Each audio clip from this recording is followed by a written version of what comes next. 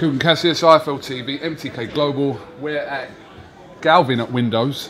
Because I always say sometimes window at Galvin. No, it's Galvin at Windows on the 28th floor of the London Internal Park Lane. There we go. He's a good looking chap, isn't he? I'm trying to keep up to you, sir. Oh my God, look at it. Not a single wrinkle. Not one You're wrinkle. Not using any products or anything. You're just that natural. Cocoa bar. Wow, Yeah. very nice. Yeah, it works. Do you know what? This man's married, so this is very hypothetical. Yes. If you was to like match him up in one of your programs on a date, right, what would you say that his ideal woman is? We'll see how this goes. Well, look, I mean, you can go superficial and go tall, blonde. You can go, you know, dark and black. You know, you can go so many different combinations. But what is she like inside? You know? Yeah. Yes, you've been listening to me. Yes, he knows. All right. Well, Spencer is a happily married man, so we're going to leave that question there. Yeah, for another interview. Yeah. Yeah. On another channel. Yeah, exactly. Exactly. I've never seen him be so quiet. Yeah. I'm blushing, but you can't see it, Coog. You can't see it. Okay. Who is, I'm going to ask you first, Fred. Right. Who's the #1 heavyweight in world boxing? Well, at the moment we have, of course, Anthony Joshua. I mean, he holds more belt than anybody else. Interesting development, though, with what happened with Wilder, you know, and the fight that's not happening. And it could happen in 1 year, 2 years, 3 years, you know, it's very interesting. Spencer, when we hear people like Eddie Hearn talk about kind of the top 5 heavyweights in world boxing, he's a little bit reluctant to put Tyson Fury in there until he says that Tyson Fury is kind of back, if that makes any sense. Well, he's back. But where do you put Tyson Fury in the mix today? You know what? Because of inactivity, and I've got to be real, because of inactivity, I will put Tyson Fury top 5. Really? I'll still put him top 5. No, he's very good. Because if Tyson Fury had to fight anybody of elk, you'd see a different Tyson Fury that'd be entering the ring than the guy that fought the other day. But everything's timing, and he'd have to show us something. But if I'm going off of what he produced when he beat Klitschko, then he's the best heavyweight in the world. But he's been out for nearly 3 years, so because of that hiatus, then we can't put him straight up at the top because Joshua's been active.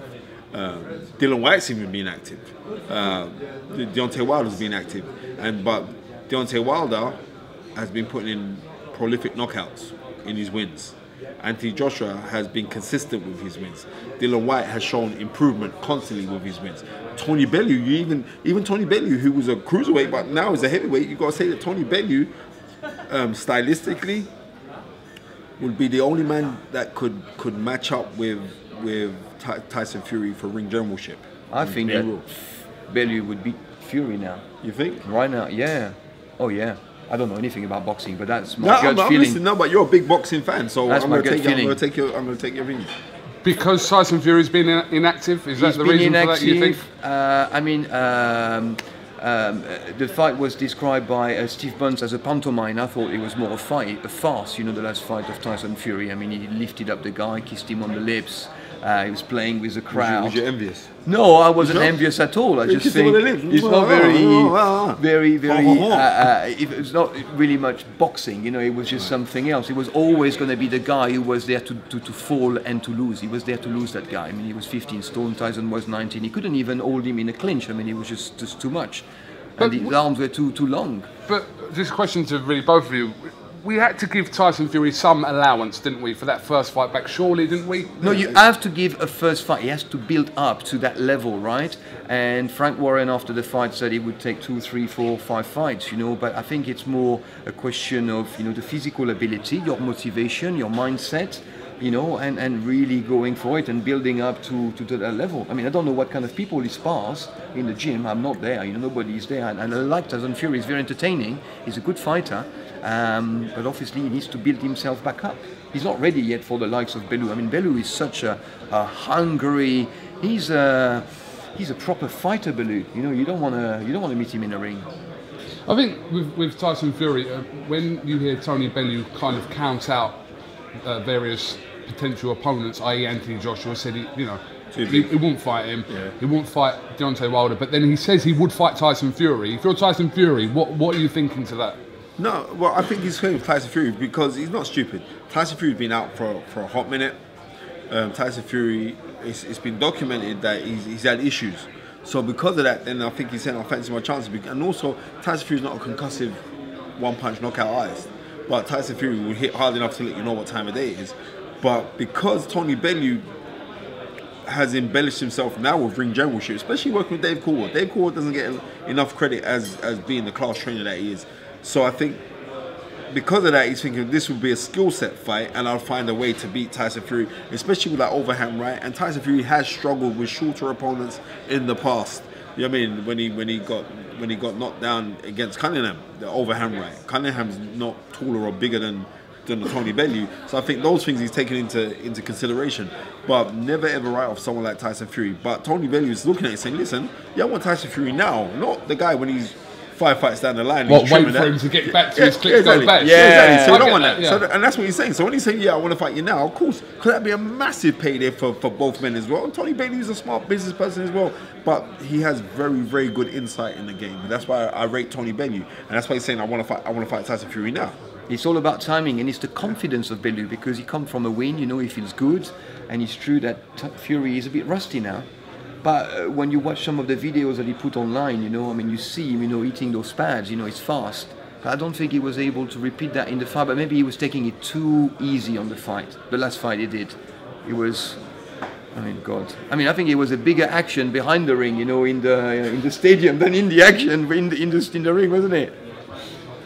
Joshua Wilder, whose fault is it that fight's not happening, in your opinion? I think it's a promotional company of both men. That's why the fight's not happening. You know what I mean? Because it's not only egos, but it's money. And when you're dealing with something which is that big, then one side saying, well, we want to max it out, and the other side saying, no, let's go and fight. But I think the two warriors want to fight each other. There's no ifs or buts about it. I don't think there's no way, and no one can ever think like Wilder saying, yeah, Joshua's pussy, he's scared, he's this. Joshua ain't scared. And Wilder's not scared neither, man. That's what makes it be a great fight. And this fight should happen. They should go out their way to make this fight happen. So promotional ego is why that's what I'm saying. Of course, maybe, hanging on for the better paycheck. But I think that Joshua is very clever. He's very clever. He's playing the long game. He's looking at his career, and he's just, just making sure he's earning as much as he can while he can. It's a tough sport, and he should. But it'd be great to see it now. That's the fight you want to see now, no? You want to see who's going to be the best.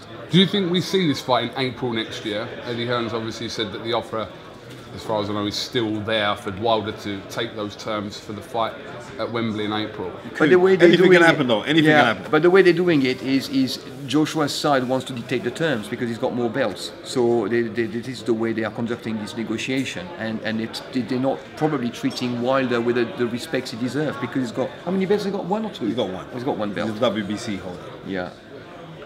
Which some people argue is the main belt. But but in the heavyweight division, it's the main belt only because Larry Holmes absconded threw it away. But Larry Holmes held the WBC belt, but it's not, because the WBA has been around 6 months longer than it. I think it's 1962 to 1963. Then, after in 63, the WBC was formed. So there was splinter groups. The WBA is actually the original belt, which has a longer lineage to it compared to the WBA, but it's because it's splintered. And it happened when Ali got stripped to the title when he was undisputed heavyweight champion. So we're going back in the 60s, but he got stripped to the title, and then the WBA champion was Ernie Terrell, and Ali completely battered him over to win back the crown. So it's a mixed up. But the WBA has actually been around longer, but the one that holds the more prestige is the WBC, because we used to look on that green belt that was strapped around Sugar Ray Leonard and Marvin Hagler and all these great, Larry Holmes, all these great champions used to hold that belt. So you look at that as the But that's the way Wilder would look at it. From his side, he will look at it as that's kind of, regardless of whether Joshua's got 3 belts or not, he'll regard himself as the number 1 heavyweight in the world. You know what? He's meant to. If Wilder didn't regard himself as the number 1 heavyweight in the world, then he's in the wrong sport. So he has to. And if I could punch like him, I'd think I'm the number 1 heavyweight in the world as well. Yeah, but the last fight, who did he fight in his last fight? Luis Ortiz. Yeah, he was losing on all the cards, didn't he? And but regardless, Luis Ortiz ain't no monkey. He's a very, very good, well-accomplished fighter. He got outboxed. He got outboxed. Yeah, he did. But Luis Ortiz ain't no joke. Luis Ortiz is serious. Yeah, He just has us one punch knockout. Wildly regarded as an avoided fighter for many years. I mean, of course he is. Luis You know what I mean? Ortiz. Luis Ortiz is old as well. I swear down. Luis Ortiz will cough, dust will come out of his mouth. He's an old guy, but he's a very, very clever. Luis Ortiz is a spar with Lennox Lewis. You do know this, right? No, I didn't. Right, know so that. you know that the guy's old. Wow, Yeah, was I mean, Lennox Lewis? He used to spar with Lennox. Long time. Yeah. Who have you sparred with? Oh, me? Oh, Apart from people Leon you don't know. McKenzie. Yeah, that's it. When's the last time you had a spar? Listen, my producers of Toe to Toe, Donald and Ed Damerel, I'm gonna be sparring with them next week down at their gym. I haven't sparred in about 3 years, but Ooh la la, I would like to see that. yeah, but I'm How coming you back. fit? How's your ticker going? Brother, it's in the mind, man. Don't It's worry in your about mind. that. It's in the mind, man. Yeah. Anything you can, if you believe it, you can receive it, and that's how I'm telling you. It's straight down. I'm receiving it, and I'm gonna give those two a real bad beating because sometimes they give me a hard time when I'm down at the sky. Oh yeah, very good. But- And same weight as you, or No, I think they're a little bit heavier than me now. You know? are they? Seriously. Are they boxed before? Yeah, Donald's box apples and oranges down the market. And, no, they're both. No, they have. Seriously, Donald boxed on the charity show boxed really well. Donald O'Keefe. So yeah, I'm just gonna But surely mucking you're around gonna and do move. that. No, I'm not gonna. I'm just gonna move around with him. Fred, are you actually from Paris? No, I'm from Limoges. Okay. It's a small town about 400 kilometers south of Paris. Okay. It's like the French Coventry, if you like, because you know they say you've been sent to Coventry. Well, in my hometown, you say you've been Limoges. So All right. this is about the same thing. Yeah, Oh, you killed my story. I just got back from Paris 2 days ago. it's sexy See, Paris, isn't it? All I'm going to Sexy. say is, Yeah, it's So very sexy sexy. as well, When it's you very look, sexy. do you know what my lasting thought of that Paris trip was? €11 for a Coke. Yeah, it's yeah, mad. but you innit? went to the wrong place. No, everywhere. It's How much 11 was it for a burger and chips? It's Don't mad, get isn't started on it? You that, thought you was in honestly. here, innit? Paris makes London cheap, trust me. Yeah. Like, Paris is it's expensive. very expensive, everything. But anyway, it was we go. good. It was good. Right, Spencer, Fred, thank you very much Pleasure, for my talking friend. to IFL TV. Can people just drop in and see you here, or have they got to eat? Yeah, of course. They can come and see me. You know, they go to the bar, have a drink, have a beer, you know, and just enjoy themselves and look at the view. It's And beautiful. the food's excellent in here. Trust me. What today? What would you recommend? What a free today? table. Today I was checking out our new Korean French menu from our chef Ju-won. It's fantastic. 7 courses of pure indulgence. Come and try it. Okay, all right. Are you cooking for me and Spencer now? No, I'm not cooking. No, I've just delivered some beautiful cocktails which you haven't even drunk. I can't believe it. What's wrong with these cocktails? I bet you started to drink mine. He feels a little It bit was- tipsy. What did you put in There that? was there's no no- there's alcohol no in in it. it. I don't- It hasn't been spiked, you know. All right. Well, listen. Thank you very much for talking to us, and best of luck, Spencer. Obviously, we've caught up on your progress with the MTK Foundation. Thank you, Kugan. Nice to see you again. You too. Absolutely. We'll catch up soon. Thank you very much.